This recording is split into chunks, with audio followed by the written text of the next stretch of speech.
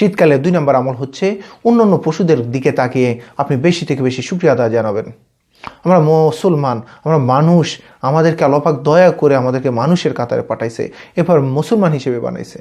দেখেন, আপনি একটা জিনিস চিন্তা করেন, আপনার ঘরের পাশে আমরা অনেকেই কুকুর পালি, অনেকে বিড়াল পালি, অনেকে বিভিন্ন জীবজন্তু পালা হয়, গরু ছাগল অনেক কিছু। এই কনকনে শীতের মধ্যে যেখানে আপনার ল্যাপ তোষক এর পাশাপাশি দেখা যায় সোয়েটার, 8-10টা সোয়েটার, হাত মোজা, পা মোজা, কানটুপি, অনেক কিছুর পরেও দেখা যায় শুধু চোখের 2টা লেন্স ছাড়া আর মানুষের শরীরের মধ্যে কিচ্ছু দেখা যায় না, এরপরেও সে কাঁপতেছে।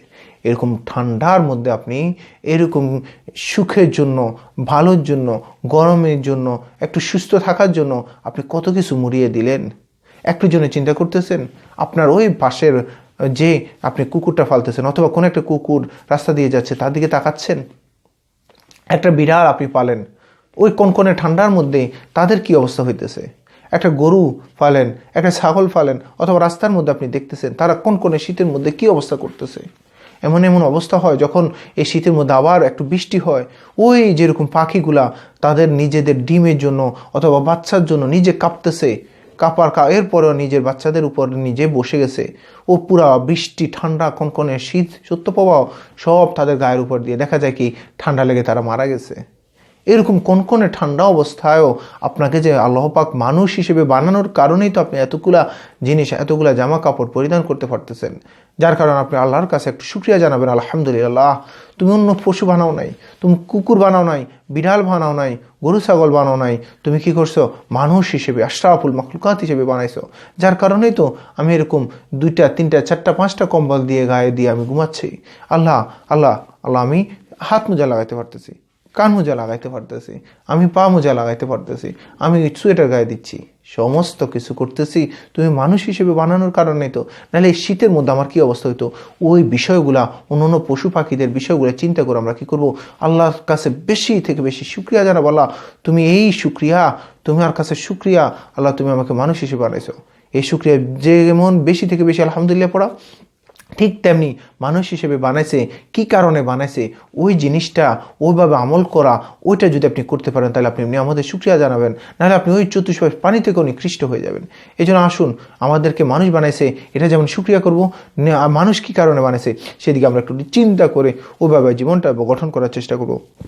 পাশাপাশি আমরা যে কাজটা করব, যে আমার পাশে আমার যদি করে একটা পশু পাখি দেখি, তাকে আমি সাধ্য মতো তাকে কি করব, তার শীত নিবারণের জন্য চেষ্টা করব।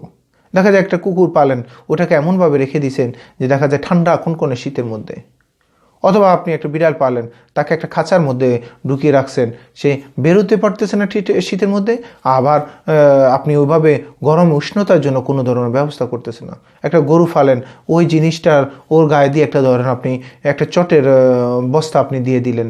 এইভাবে করে করে আমরা যত পশু আমার সাধ্যের মধ্যে, ও পশুগুলোর জন্য আমরা কি করব, একটু তাদের শীত নিবারণের জন্য একটু চেষ্টা করব। বনি স্টাইলের এক খারাপ মহিলা, তিনি শুধু যত ধরনের পাপ আছে ওই মহিলাটা করতো, কিন্তু আল্লাহু আকবার, একটা পশুর দিকে, একটা কুকুরের পানি তৃষ্ণা নিবারণের জন্য আল্লাহ পাক তাকে মাফ করে দিয়েছে।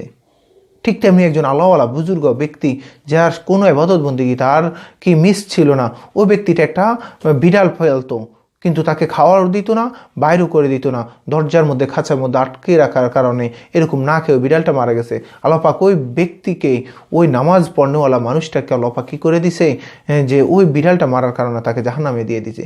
এই জন্য পশুকে একেবারে, তারা পশু, আমরা অনেক সময় দেখা যায় যে এই শীতের মধ্যেও দেখা যায় ওই একটা কুকুর, একটা পশু আপনার বাড়িতে আসছে, আপনি তাকে এমনভাবে মাইর দেন, মাঝে মধ্যে কুড়াল দিয়ে তাদের গায়ে ফেলেন, হায় হায় কত যন্ত্রণাদায়ক আপনি তাদেরকে শাস্তি দেন। অনেক সময় গরম পানি আমরা তাদের গায়ের উপর ছিটাই, দেখা যায় তাদের চামড়াটা খসে যায়, তাদেরকে আপনি দিয়ে বা কুড়াল তাদের গায়ে মারার কারণে একটা অংশ তাদের দেখা যায় কি পড়ে যায়, তাদের হাত ভেঙে যায়, পা ভেঙে যায়, অনেক সময় বিভিন্ন অ্যাক্সিডেন্ট ঘটে। এমন এমন জায়গা আছে একেবারে সেন্সিটিভ, দেখা যায় কি তাদের পুরো মাথার খুলিটাও পর্যন্ত 2 টুকরা হয়ে গেছে, এরকম হয়ে যায়। আপনি কিভাবে, আপনি একজন মানুষ, আশরাফুল মাখলুকাত, আপনার আচরণ পশুর থেকে কত, একজন পশু তো অপর পশুকে এভাবে মারেন, আপনি মারতেন।